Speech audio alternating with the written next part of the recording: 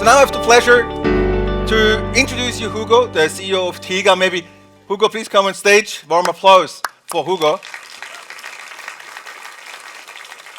We had an interesting discussion about what is actually the future of product in Europe, and I think we deserve a bit of reflection where we are as a profession, because we see that things are not going as well, and maybe we need also ask ourselves, like, how can we improve to deliver more value to our organizations? And I think Hugo has a very hard shot on this, and please take it from here. Thank you. Good morning, everyone. I hope you're well, that you're not too sleepy. I'm going to try to wake you up. So my name is Hugo Geissmann, and what my last name doesn't say about me is that I'm not Swiss, that I'm not German, that I'm actually French. So I know it's not completely obvious. I'm a former software engineer. I used to be a Java developer. I've been working in tech and product for the last 15 years, and I'm now the CEO of Thiga. So Thiga, I'm not going to do a sales speech. That would be a nightmare. But we have a nice booth downstairs. So if you want to connect with the people on the booth, feel free to do so. So as Adrian said, sorry, I'm supposed to have my notes here. Well, I know what I have to say, but I would feel more comfortable with that. So, as Adrian said, I was supposed to do some kind of state of product management, you know, like a comprehensive study on the actual state of product management backed with a quantitative study with a lot of data.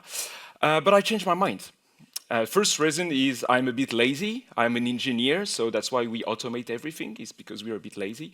And the most important part is what I wanted to do instead is to give a very personal and humble view on the market. And of course, my view is a bit biased because it's a European view. I'm not from the Valley. I've been there as a tourist, but I've never worked there.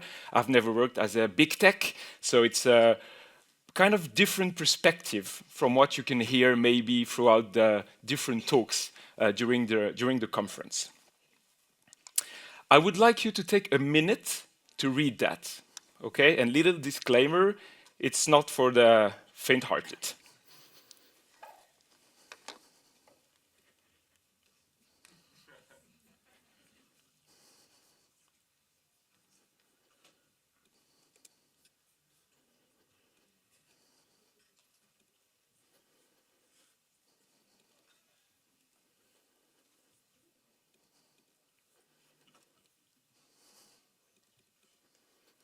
Okay, to give you a bit of context, that comes from a Reddit thread called "Product Management is Becoming Cringe."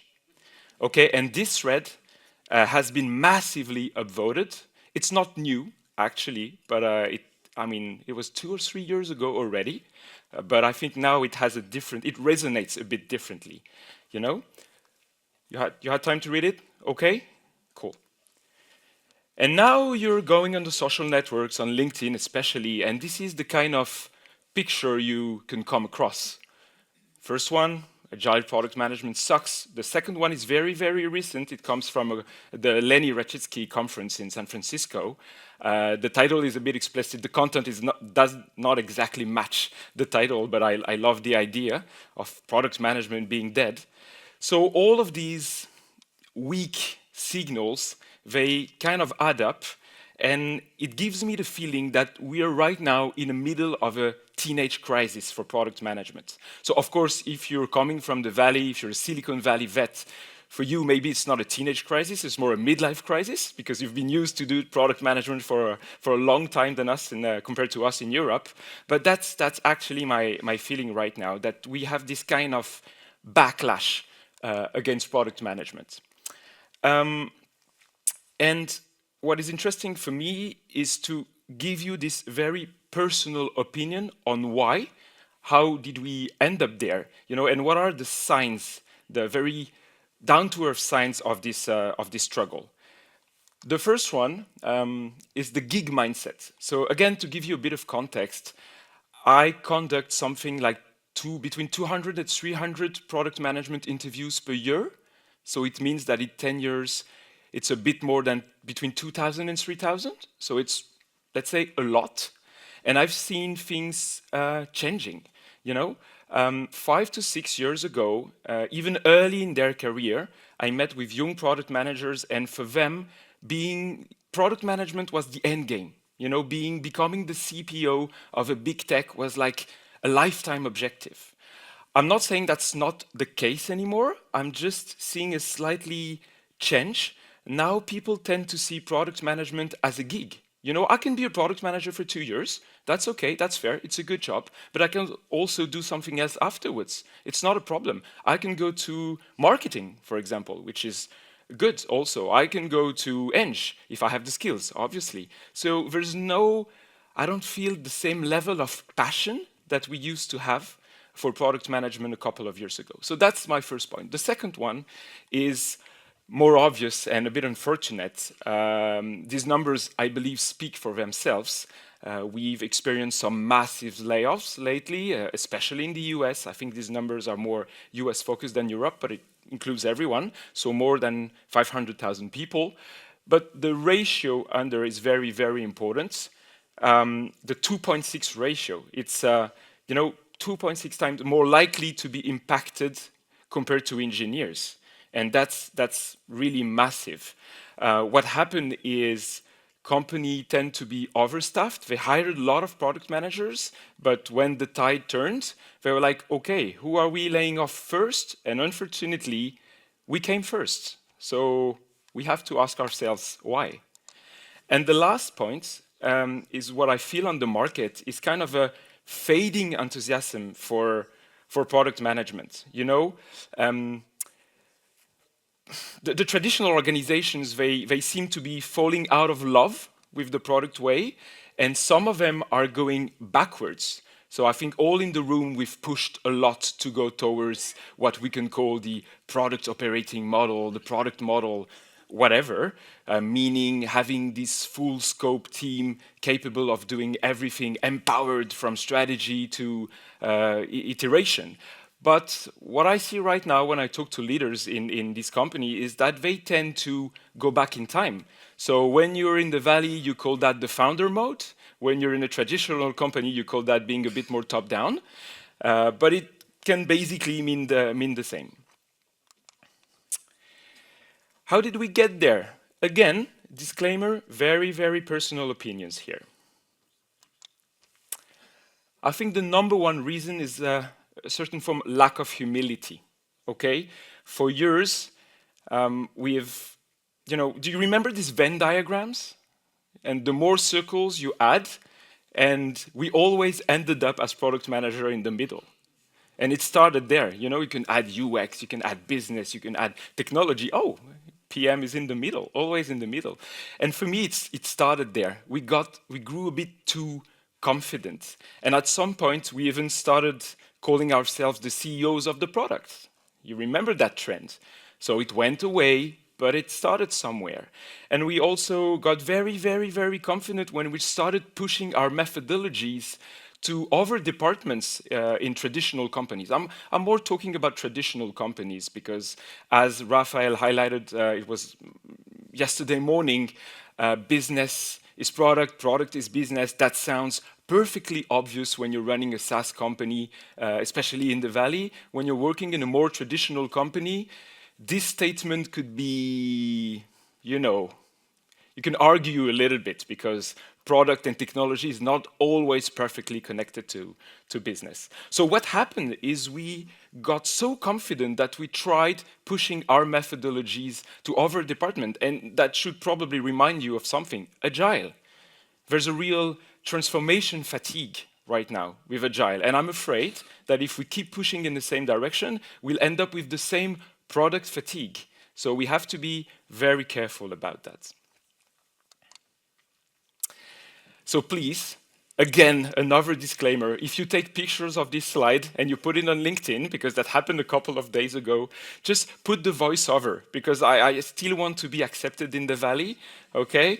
I have no business there, but maybe as a tourist, if I want to go back, I don't want to be blamed by all the product managers in the Valley, but still, this is what I call the Marty Kagan effect. I'm going to give you a minute again to read this very enthusiastic bloke that gave an interesting answer on Reddit.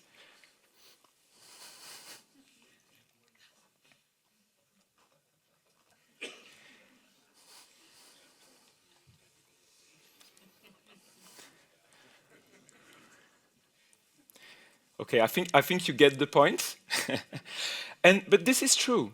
This is true. This is partly true. We've tried to apply the perfect idea of a methodology to every technological project, even when that was not necessary. So instead of trying to understand which part of the technology should be involved in a perfect product setup, we just said, okay, now it's the product mindset, let's put product managers everywhere. So even if you're in charge of maybe something that is not pure product management, that is not directly connected to the business, which is supporting the infrastructure, supporting the rest of the organization, which is perfectly fair. I'm not, let's say, putting one word against the other. It is perfectly fair, but maybe sometimes it deserves a different approach. It doesn't deserve a pure, empowered, inspired Marty Kagan approach. And I think that hurt a little bit the perception of product management. So where does that leave us and what's next? So you might have noticed I changed the color a little bit. I switched to green because after all the harsh things I said, I thought I'd give back a little bit of hope. That's the purpose of the conference. So you have to leave with a smile on your face, not being completely desperate. So we may be in a teenage crisis right now, but it will pass. Honestly, it will pass, like every teenage crisis. That's the idea. Because what matters for me are not the labels. You know, we've tend to put a lot of labels on people, project, product, release, train, engineer, if you're into SAFe, for example, and the list is quite long. But what matters really is what people do, you know, on a daily basis. And what we all love, I think, about product is this idea of connecting the endless opportunities brought by technology with the world of business. And that will stay for long, regardless of all the layer of methodologies that we can put on top of that. So about us, product people, technological people, I believe we have a great opportunity right now to reinvent ourselves, especially thanks to a little thing called, I think you see where that is going, AI. So my perspective on that, which is not only my perspective, again, I said humble at the beginning of the conference, is that AI is an amazing opportunity for us to focus on what matters. So just do maybe a quick poll when you go back to the office with your product team and check what they're doing on a daily basis. And believe me, if they're spending 80% of their time doing product requirements, writing long product strategy documents, release notes, if it's the majority of their time, they're not using AI the right way, okay? It should be max 10 to 20% of it, 10% of their time, because that's not their job. And we have this opportunity right now with AI to focus on what we love and what really matters in products. So simplicity and something that's been overlooked for years, for me, it's creativity. We lack this creativity in product. We're too much focused into, you know, running the operations, making things like just deliver things. And we forget that sometimes our job is also about finding creative solutions to problems. Thank you.